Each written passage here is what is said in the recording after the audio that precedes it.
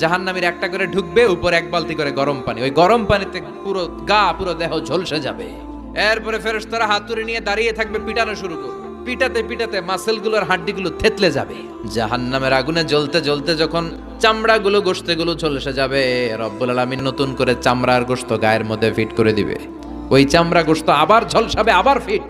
আযাবটার মজা যেন ভালো করে টের পায়। একের পর এক শাস্তি শুরু এবার জাহান্নামে। যারা দুনিয়াতে আত্মহত্যা করছে, ছুরি মারছে, ও খালি ছুরিই মারবে। বিষ খাইছে, খালি বিষ খাবে। যে মেয়েগুলো ওড়নায় গলা পেঁচিয়ে এই আত্মহত্যা, তারা জাহান্নামের রশিতে আর ওড়নায় খালি আত্মহত্যা করতেই থাকবে।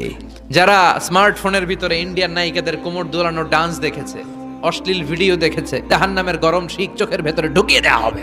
যারা মিথ্যা বলতো, ওদেরকে এক লাইন জাহান্নামের ছুরি দিয়ে কুচি কুচি করে জিহ্বাটা কাটা হবে। অন্যের জমি মেরে খেয়েছে এরকম ডাকাই তাছাড়া নাই, 7 জমিন ওর কাঁধে তুলে দেওয়া হবে। এবার ঘাড়ে কর। গিবত করে চগল খড়ি আছে না নাই, তাদেরকে আল্লাহ জাহান্নামের তামা দিয়ে নখ বানায় দিবে, আগুন ঝরবে ওটা থেকে। নিজেরা নিজের গালের গোশত আর বুকের গোশত টেনে কুড়ে কুড়ে খাবে। ওদের ব্যথার চিৎকারে পুরো জাহান্নামটা থারথার করে কাঁপে।